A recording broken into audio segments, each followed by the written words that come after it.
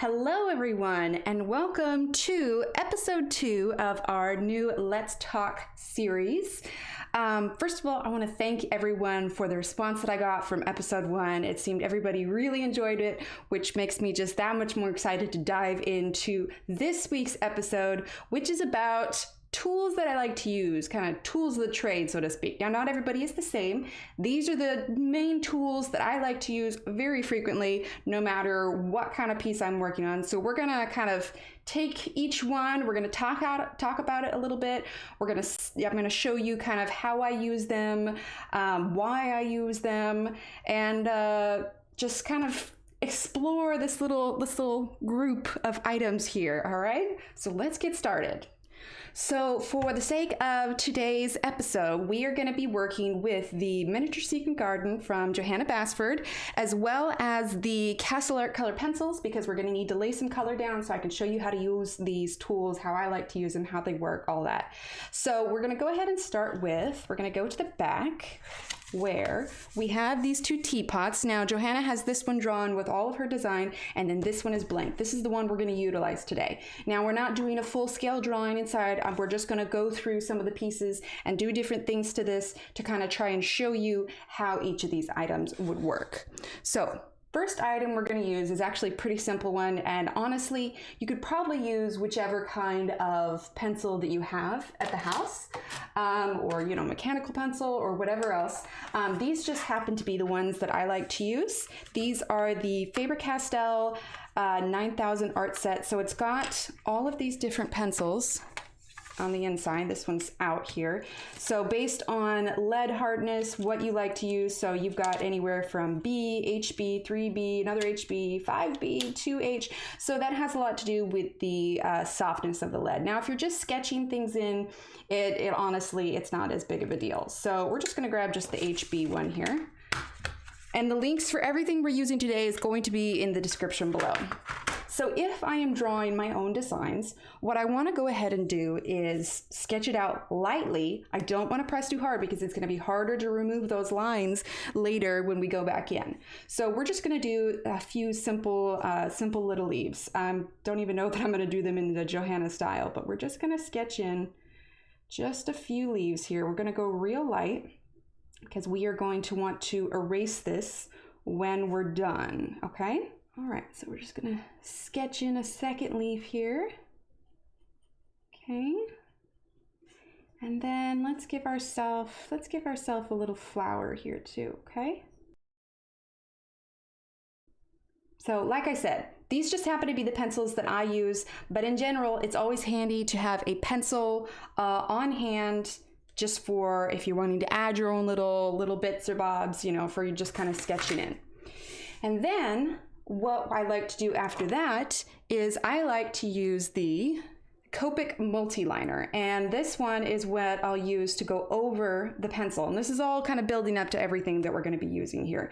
They come in multiple different sizes. I'm linking below a few different sets, some that have 9, some that have 4. This one is a 0.1, so you kind of want to find out what kind of thickness of nib that you want on it. But a 0.1 is pretty universal. There's usually 0.3. There's a bunch of different sizes. So just take a look at it, see which ones you want for yourself. So we're just going to go over that pencil. So that is what I use these for. So when I'm wanting to add in my own details, I prefer these. Staedtler does have a pigment liner, and it's not bad. I just have had less liners like this dry out in this particular brand, in the Copic Multiliner, versus the Staedtler pigment liner. Okay, this flower is totally wonky, but that's okay. This is just for the sake of showing you how I use these. Okay, so we've sketched in with our pencil. Now we have drawn in with our Copic Multiliner, and now we have our next step. After you have this drawn in, of course you want to erase your lines. So on the topic of erasers, I have 4 erasers that I like to use, and I use them for all different things. Okay, so this one is the Derwent battery powered eraser. Back here, it's where the 2 AAAs go. Okay, this is the button on the side that you press. And this is where you put your eraser. Now, if you're changing this out, all you have to do is pull out the little metal piece and you've got your eraser, which is also another way where you can, so you'll get a package of erasers that come with it. They're about this. And then you can place it however you like for how it fits, if you want a little bit longer, if you want it shorter. So you just position it where you want. And then it just goes back in like so. And then now it's a little bit longer. I like this, especially if I need to get like in a small place and I don't want to move it around too much. This is just nice and precise, and you can just put it exactly where you want, and it's pretty simple. The Tombow Mono Eraser is something I like to use, and I'll show you this a little bit more when we get some color down. The Tombow Mono Eraser I like to use for very precise things. If I have a very small little section and I just want to do a little bit, or I'm like removing a little bit of pencil for highlights, I like to use this one. This is a kneaded eraser. Now, if I remember correctly, this brand is Prismacolor. I have linked below the Faber-Castell and the Prismacolor. Either of those are good. The Faber-Castell one comes with a little case, so it might be a little bit easier. Now, where this kind of eraser is relevant. Number one, I mean, who are we kidding? It's fun to play with.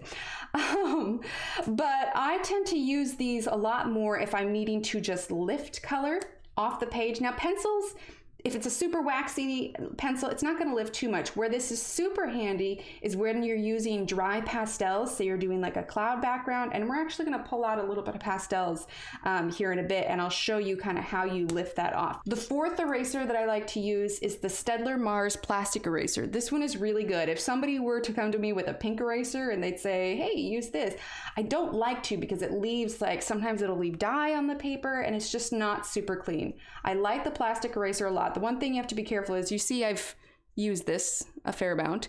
So if you're doing it directly on white, make sure you're either erasing with part that doesn't have any color on it, or take this to a piece of paper there you're not too worried, you know, about where it's going to go off, and just rub off some of that color so you don't accidentally get any of that color onto where you're, you know, coloring or drawing, you know, color transfer where you don't want it. In an instance like this, where I'm drawing and then using the multi-liner afterwards, I like to use this to clean up my lines. Now, key point, if you are drawing in something, make sure your ink is dry before you erase it. Why? Because otherwise it will smear, and then you're like, oh no, I just smeared my ink. So we're gonna go ahead and erase all those lines, and now it's nice and clean. Isn't that so pretty? Next thing we're gonna do is we're gonna add a little bit of color. And there we have it. So right now, there's actually a lot of chatter about this particular blender, and who knows, maybe by the time this video goes up, I'll have a little bit more of an answer for you, so hang out in the live streams to check out that. But currently, from all of the chatter that we're hearing and a couple responses from the company that we've heard, they are phasing out this pack of blenders. This is one of my favorite blenders. This is the Caran d'Ache Full Blender. They're sticks. What they're replacing it with is that it's going to be a 2-set, and it'll be one full blender and one pencil, but consequently, pretty sure the price is going to go up a little bit to what they were. Currently, I got this on Amazon for $638, or it might have been $683. Either way, it's not that price anymore. The price has since gone up because a lot of us are picking up extras since they are no longer going to be carrying this particular pack. So at the time of making this video, I have yet to be able to pinpoint the new packs yet. So I'm going to link these, and then what you're going to be looking for after they no longer have these listed on Amazon or wherever else is just the Caran d'Ache Full Blender, or the Caran d'Ache Blender, obviously, because the pencil one is out already. But these are my go-to blenders. Now, one of the things you can do for these blenders, because a lot of times one of the reasons people are not a fan of this is when they ship, they come broken. But honestly, most of the community is okay with that because we love these blenders so much. Which brings me to my next point. One of the things you can do if you have a broken blender, and a lot of times I'll use these anyway because I like to give it the extra support. So this is a pencil extender. This is the Derwent pencil extender. This is one of my other items I really like. I have, like I said, the link for all this is in the description below. It comes in 2 sizes, a smaller one and a slightly larger one. The smaller one obviously is good for pencils, and this one is for your thicker pencils, something like the Caran d'Ache Luminance, obviously the blenders. And so I just pop it in like so, and these twist. to go on. Now, if you're curious what it looks like when you take it all the way off, because it can come all the way off, just keep twisting, twisting, twisting. And basically how it works, it's separated by 4 slits. So when you twist it, it's tightening each of these little metal walls around your pencil. So you just pop that back on like so. I know a lot of people don't like to use extenders because they find it uncomfortable on their hands. And truth be told, I mean, it doesn't bother me as much because of where I hold it back. It also has to do with how you hold it. Now, obviously, the metal rough part here is going to sit on your finger, but I don't use it for a long extended period of time. And if it does bother you, you can always move your hand further back. But pencil extenders themselves are super handy if you want to get that last little bit out of the pencil that you really want to use.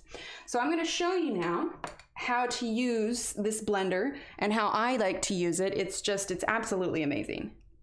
So what you have here, I just colored these in really quickly. I didn't spend too much time on it, but we used the Castle Art color pencils, which are a budget pencil. I didn't want to use any of my higher ends because I want to make sure that this is relatable to everyone.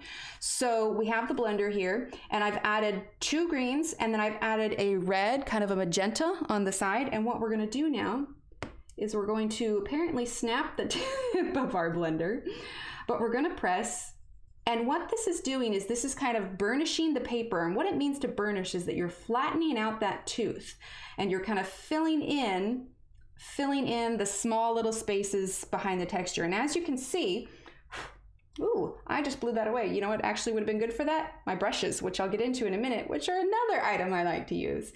But as you can see, this kind of brightens the leaf. It kind of ups the vibrancy of it, fills that in, and then smooths out the lines. So it is a blender in a sense, but you don't want to rely solely on the blender to blend your colors together. You want to make sure that you're kind of blending them themselves and not creating any super harsh lines. But if you want to, you could use this to smooth things out, brighten things up. And then with this handy dandy little pencil dust here, we have these brushes. So these are just makeup brushes that you can get on Amazon.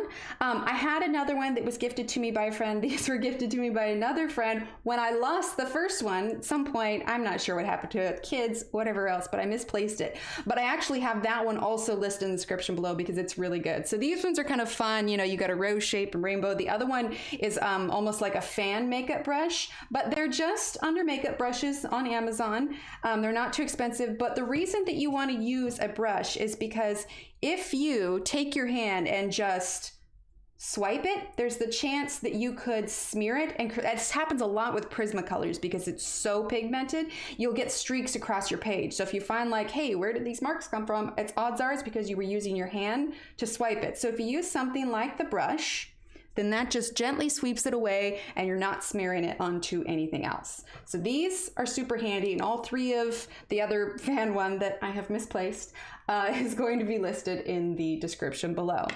Now, one of the other items that you can use, which I like to, is a white Prismacolor, and you can use that for blending and kind of burnishing as well. So I've zoomed back in now so you can see this is the white Prismacolor here. I have it listed below where you can get them for a pack of 12. And honestly, that's what I do because I use these so frequently. I also really like the Caran d'Ache Luminance white, but it's like twice the cost of this one. So this is a bit more cost effective and you get the same kind of result. So for the white Prismacolor, what I like to use is in the same way that you use the blender, you use the white. And for lack of a technical term, some of us colorists have coined it to smooshing. Smooshing the pigment. But basically what you do is you are just kind of smoothing that out, and you'll notice that a lot of my images have kind of a pastel tone to it. And a lot of the times it's because I use this white, because this, if you use the white, you have to know that it is going to lighten your pigment a little bit. Now, if you are using the white and you notice that you get a little bit of color on the tip, before you move on to something like a yellow, so you don't have cross-contamination in your colors, you just wipe the tip off, whether it's, you know, your hand, your pants. I always do it on my pants, honestly. But if you have like a paper towel or an extra piece of paper nearby, you can do it on that. So let's use our brush here. Sweep that away. And then we have the inside of the flower here. And you just kind of smooth that out. Now look at me, I used my hand. I should have used the brush. Sometimes instinctually, you just can't help it. Now, in a regular page, I would spend some time, add some more layers, and just kind of, you know, even things out a little bit. But for the sake of today, we're going over tools specifically. So obviously, now that I've got this color on here, you know, say I want to add a little bit of a highlight. One of the things that I can do, I mentioned the Tombow Mono. You could take this and erase one side of it. It's subtle, and it may stand out more with a darker color, but what you can do is just erase that a little bit to kind of lift some of that pigment off there. There we go. Now, if you want to talk highlights and you want to add more highlights on a page, one of the other things I recommend is a Uni Posca pen. Love this pen so much. It's great for like sparkles and stars and any other kind of highlight that you want to add on your page. So let's say we want to add a little bit of a highlight on the leaf. We just go ahead and add a little line. Now, if it dries and it's not quite as bright as you like, wait till it dries and then add another layer on top. Again, if this was something darker, you might be able to see it a little bit more. So let's actually add a little bit of dark colors to our page, okay? So now, say you wanted to put a little bit of design. You grab your Posca, you add your little dots. There are a number of white gel pens out there. Sometimes I'll default to the Arteza gel pens, but to be perfectly honest, I keep coming back to this one, and you can get these on Amazon as well. You can use them for highlights, whiting out things. I absolutely love it. So white Posca pen, absolutely. As far as other embellishments that you can do, one of the other things that I like to use are gel pens. Now, I have basically one kind of favorite brand, so to speak, Pentel, Pentel. All the links are going to be in the description below. Pentel is an amazing brand, mostly because they carry my two favorite gel pens. Now, 5 years ago, I discovered these, and I cannot recommend them enough to everyone. They are the Slicci metallic gel pen. Slicci is S-L-I-C-C-I. Again, links in the description below. Metallic gel pen, by far my favorite. And then you have the Pentel Sparkle Pop, which are very sparkly and I love. At some point I want to try the super glitter ones that Arteza has, but they have just been out of stock. But this is the Pentel Sparkle Pop. Now my only hiccup with these is I sometimes will choose these over these depending on what I'm doing and how bright I want it, because the ink in these ones are very dark. These are going to be a little bit more subtle, but also these aren't necessarily always like super blue. Like I feel like with this blue Sparkle Pop, the glitter in it sometimes seems almost kind of green. So like, let's cover this. So obviously it looks blue right now, but as it dries, the glitter itself almost looks a little bit more greenish. Let's go ahead and use our green Sparkle Pop, and I'll kind of show you what I mean. Now next to each other, of course, one's gonna look blue and one's gonna look green. But when it dries, it just doesn't look quite as blue as I'd like. As you can see though, it's super sparkly, which is one of the reasons that I love it. For instance, let's see, this one is the pink one. I don't know if you can see that. There we go. You see how sparkly that is? Love it. This is the pink one. Let's just add some circles here. Here we go. Super sparkly. And then the other one I really, really like to use is the gold. Let's add some gold inside that. Love, love, love how sparkly these are. So sparkly. I mean, you can see them. They're just like shining off the light. Now the other ones, like I said, these are the Slicci metallic gel pens. These are just two of the colors. But this one is the green one. I have gone through so many greens of these and it's just absolutely wonderful.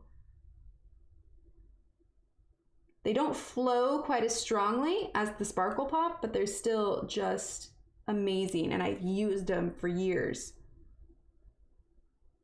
Gives you a nice kind of subtle green to it. Let's go ahead and change it so it's not as glary here. So then if you lift it, you can kind of see how that looks on it. I don't know, I love it. I know this isn't a super impressive art piece, but I'm just trying to kind of show you, you know, how these work. If you want to talk embellishments a little bit more, one of the other things I like to use is the Wink of Stella brush pen. Now, this is a pretty well-loved pen. It looks a little rough at this point, but I love it. And I like to use the clear one. So you just pop this out. I like to use the clear one because what it is, it's basically just clear ink with glitter in it. So what you can do when you want to add a little bit of glitter to your picture is you just brush that on over the top. These are especially fun in like card making. Also keep in mind though, if you're using this on top of a pencil that can be water activated, you can activate it with this. There we go. Now, see, it's pretty wet right now, but then once it dries, we'll revisit this a little bit later. Once it dries, then all you'll see is just the sparkle on top, and then there you go, you can see it a little bit. And then the color isn't affected too much. I don't know about you guys, but I love sparkles. So now that we have a little bit of color down here, I wanna show you with the Derwent battery eraser. I'll show you how well it erases. Now keep in mind, we've used the white over the top of that. Now, I don't know any color pencil that 100% erases, but in comparison to the others, you can see. Now, this is light enough if you wanted to place another color over the top, you could. So, super handy for getting small places. So if we're talking more designs too, and I've used this next tool in a number of different streams, I've talked about it a lot, but this is the Circle Maker. Now, I've had this for, gosh, over a decade. I've had this for a very long time. I used this in one of my design classes when I was in college, and it is just super handy, especially if you're like wanting to do a bokeh background, or for those of you that have seen how I do my kind of bubble backgrounds.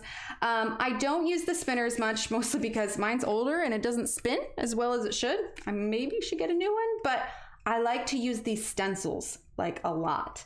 So for instance, if you wanted to, let's go ahead, grab our handy dandy pencil like we did before.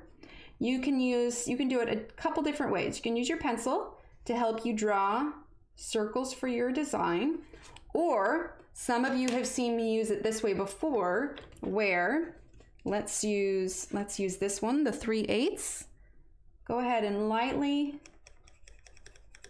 fill in with a little bit of yellow. Remember, we're using Castle Arts for this. I'll have the link in the description below for those.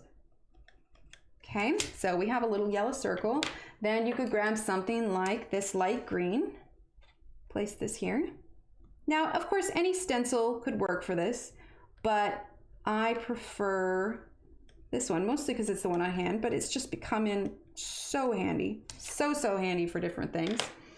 All right, let's grab a little bit of blue. Okay, you just use that to fill in the space. And I have many streams that I have done a little bit more delicately on this bubble technique here. Okay, then we'll grab our white Prismacolor. Here we go. Now imagine a bunch of this like all over the place. But as you can see, it's an extremely handy tool, very versatile. I always have it in my repertoire of tools here. So one of the other things that I mentioned that we were gonna go over was how to utilize the kneaded eraser when it comes to lifting pastel. So I've already got some pastel on the teapot here. And so rather than a back and forth motion with this kneaded eraser, that's what's gonna be more for the white plastic eraser. What you're gonna do for this one is you can get a nicer fine detail, like if you mold it so where it's got like a nice kind of fine point, you can use that just lightly to lift in smaller places. Do you see how that's a little bit lighter? If you want to lift larger places, because you have to keep in mind that when you push on it, it's going to change the shape that you moved on it. A large area, you can just press and lift. And now you can see this line here that I created. And obviously, if you've pressed the pastel pretty hard into the page, it's going to be harder to lift, but then you just knead it a little bit, and press again.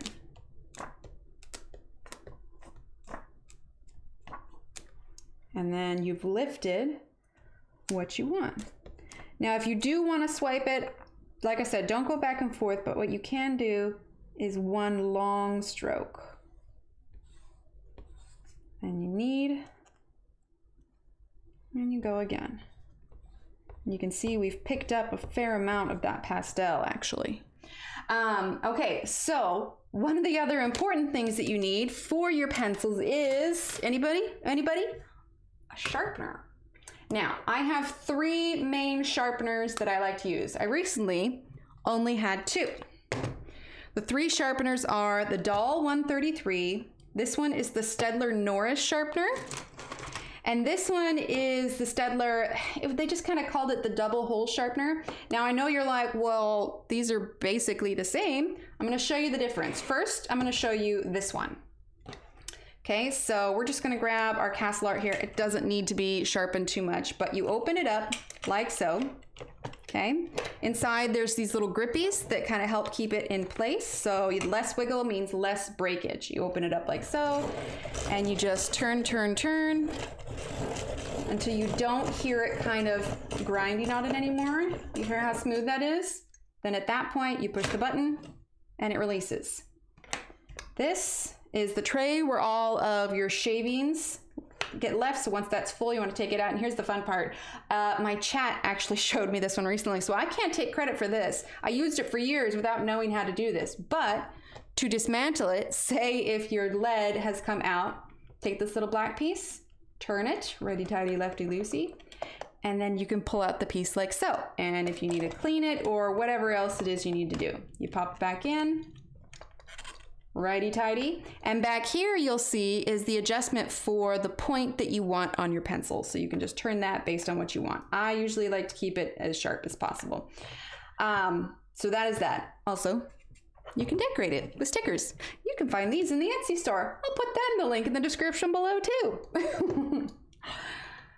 The other 2 are these ones here. So like I said, this is the Staedtler Norris, this is the double hold sharpener. Okay, so straight off the top, you can see the difference is shape and what it says on the top of it. So each of these comes with a little lid. Now I will say, I'll be perfectly honest, I've had these for years and eventually this little lid actually breaks off or doesn't click anymore. But honestly, I haven't found that to affect how I use it. So both of them obviously have 2 holes. So you've got the graphite color and the graphite, and then this one says color. Now, I talked about this sharpener a little bit in last week's video of the Staedtler review, and I mentioned this one because at the time I did not have it. It has since obviously shown up in the mail, and I've used it a lot, and I love it. So what you're gonna have is a difference in angle. If you watched last week's video, you'll remember that Staedtler mentioned that sharpening your pencil at a different angle is going to help it last longer, and here is why. So just these by itself, do you see the change in the length of lead? The more of your lead that is exposed, the more likely it is to snap. So we're gonna sharpen these both in here. Actually, I'm gonna grab a different one since we just sharpened that one. We're gonna sharpen the green and the blue in both of these sharpeners, and I will show you the difference of how they look, all right? Okay, so first up, we're gonna sharpen in the graphite one. Now, I generally only use the larger hold ones for something that is wider, like the Caran d'Ache Luminance, or the, usually the blenders, but actually since I've gotten this one, I've started doing the blenders in this one. So I just don't use the large one too much. Unless you have a pencil that fills up this whole circle, you're gonna get too much wiggle in your pencil and you are that much more likely to break off your lead. So we're gonna go ahead and sharpen it in the graphite side. I know they say that you're supposed to turn the sharpener, not the pencil. I can't do that. Like, I physically can't. It just, my brain doesn't wrap around that. So I've had this sharpener a while. It's getting a little dull, not gonna lie. But it gives you a little bit longer of a point. Now we're gonna use this one in here and I'm gonna show you the difference. Okay, do you see the difference in these two? Now keep in mind, my round one over here is a little bit older and the Castle Arts aren't like The wood isn't so high quality that the wood doesn't shred a little bit. So you can see the difference between a sharp blade and a dull blade, because this just looks so much rougher than this. But basically what you're doing is you have a little bit more length here, and this is a little bit more narrow. And it has to do with the angle that the blade is positioned within the sharpener. So there's a reason that the shorter one is better for color pencils, because there is less exposure and you get a super nice sharp point with the Norris one as well. Lately, it's just been my go-to. After I got it, I actually ordered a second one. So if somebody said to me, hey, you have to choose between the two of them, I would choose the Norris, like hands down. But the downside is the Norris isn't as readily available in the US as it is in, say, the UK. So this one is going to be a little bit more expensive than this one in the US, mostly just because of its availability. So this one, I believe, is $3 some odd. You'll be able to check the link in the description below, but this one is, you're going to be spending at least $8 or $9 probably for this one. I really like it, honestly, and considering you don't go through them too fast, that would be my only, if somebody knows, you know, put it in the comment and let me know, because the only downside that I have about these sharpeners is, this is how you empty it, by the way. You just take the lid off. But for replacing the blades, obviously, normally you would just unscrew this, pop in the new blade, and call it good. But as you can see, there's this fun little print here, which is the Staedtler Mars logo. And then you have this little divot in the blade. Now, standard sharpener blades don't have this divot. And because of the way that it's built, that makes it so you're only going to be able to replace these blades and the sharpeners with Staedtler brand blades. Now, I've done a quick Google search, you know, Amazon, but maybe there's some art site out there that I don't know, or maybe somehow you can get them direct from the manufacturer. I'm not sure. So if you know the answer to that, let me know, because I would love to be able to just replace the blades, because at this point I've just had to get new sharpeners when these get too dull. But theoretically, that is how you could change the blade in the sharpener, which would be really nice. So, and then it's the same obviously for this one. Put the lid on there, and you just, this one's kind of full, so I'm going to lift it carefully. Hey, that's a nice full sharpener. But then you would just empty it there, which I'm gonna go do now. Something also to keep in mind, if you find that your leads are breaking in your sharpener, double check that your sharpener isn't full, because if it is packed to the brim like it just was, in fact, I'm amazed that that blue one sharpened as well as it did. If it's super full, it will not sharpen as well, and you'll probably break more of your leads. So as far as sharpeners are concerned, these are my 3 main sharpeners, absolutely, hands down. Now, one of the other small tools that I recommend to everybody, and there is going to be an upcoming episode where we talk about this a little bit more, but if you are having a hard time choosing your colors or your color schemes or your color palettes or whatever else, get yourself a color wheel. And these work, and I'm not going to get into it too much because we're going to have an entire episode dedicated to what the primary, secondary, tertiary, warm and cool colors all mean. But what this is going to help you decide is what colors go together, what happens if I add such and such color to it, what happens if I add gray to it, what happens if I add black, what happens if I add white, you know, what is a tone, what is a tint. It has all the definitions on here. So this is a super handy thing to keep on hand if you are trying to figure out your color palettes. And like I said, future episode, we're going to be diving into this quite a bit more. So keep an eye out for that one. So basically, these are all of my items. So first, obviously, we've got the color. Well, not first, since we just talked about that. We've got the color wheel, okay? So super handy for that. For your eraser choices, you have Staedtler Mars Plastic, we have the kneaded eraser, we have the Derwent battery eraser, and the Tombow mono eraser. Good for large spaces, good for pastel, good for small spaces, good for tiny details. And this too, this has refillable erasers. It's just kind of like a clicky mechanical pencil. But these are my 4 erasers that I recommend to keep on hand. Then for your highlights, Uniposca pen. And this one is the 0.7 millimeters. I have this one in the description below also. So check out that one. Copic Multiliner for any kind of Black lines that you want to add anything to your drawing, this is my favorite. The Staedtler pigment liners are a good second if these are out of your budget. Wink of Stella brush pen. If you want to add a little bit of glitter to your page, this is the one. I like the clear one. They do have other inks. I mistakenly once, and actually it might have been when I first started live streaming, I'm trying to think back, I had a blue ink one and I accidentally used the blue ink instead of the clear ink. You can imagine how much fun that was. Pencil extenders. We have the Derwent pencil extenders. They come in a 2-pack. Link for these are in the description below as well.